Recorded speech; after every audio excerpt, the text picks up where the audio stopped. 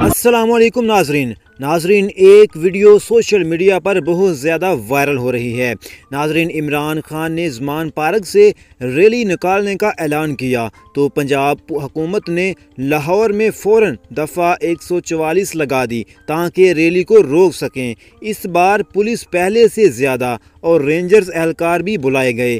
पाकिस्तान तहरीक इंसाफ के कारकुनान इस बार पहले से भी कहीं ज़्यादा ज़मान पार्क तमाम रास्ते बंद होने के बावजूद पहुँचे। कारकुनान में ख़वातीन भी बड़ी तादाद में ज़मान पार्क पहुँची।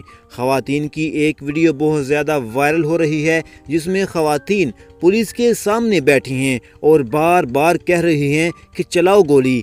इसके बाद वो ख़वातीन रास्ता बनाते हुए ज़बरदस्ती गुजरने लगती हैं तो पुलिस वाले उनको कैदी वैन में डालने को कहते हैं और उनका जवाब आता है कि हम तुम्हारी कैदी वैनों से नहीं डरते।